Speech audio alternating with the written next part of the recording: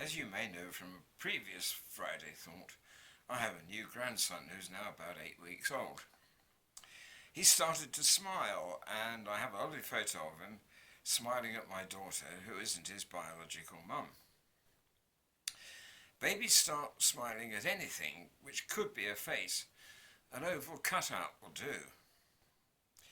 Soon it needs eyes, later a mouth, then it has to be a real face, and even later a real person. Eventually, they only smile for those they fully recognize.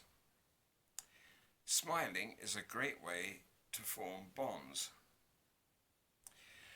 This reminds me a bit about how we grow to have a relationship with God.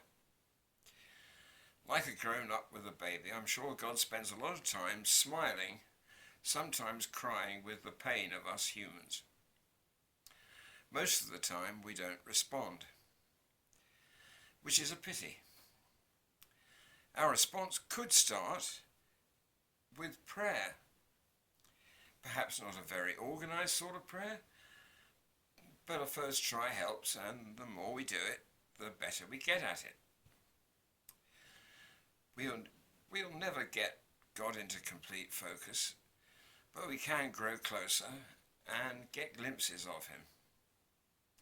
I've experienced a few moments of real divine help, especially when facing an apparently insoluble problem.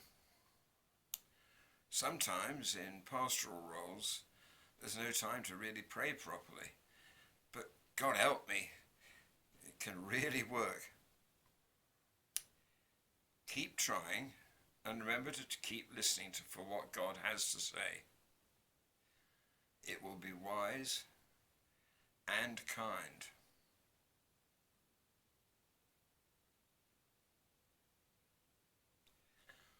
A few Sundays ago, I joined the Big Walk for Refugees, a Joe Cox Foundation event largely undertaken by Quakers. Before the walk started, I was approached by a lady who I'd met on Zoom during meetings. Now, of course, Quaker meetings are largely silent, so we had not spoken before.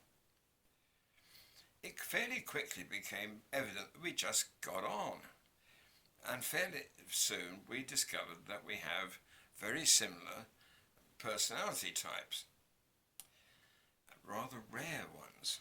You could say that we're both rather odd. And for each of us, it was about 1 in 50 chance of meeting someone who is similarly odd. The last year or so has been rather lonely. I can only visit my wife in her care home once a week, and sometimes it was only through a closed door with a glass between us.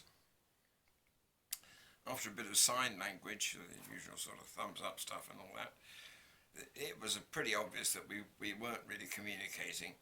And then I dreamed up the idea that if I found her mobile phone, we could speak to each other at a range of about 2 meters through our mobile phones, and that worked. It was quite okay, but it's not great. Suddenly finding someone with whom to have real conversation was a joy, and so unexpected. Not all the surprises in life are bad ones, and I thank God for that.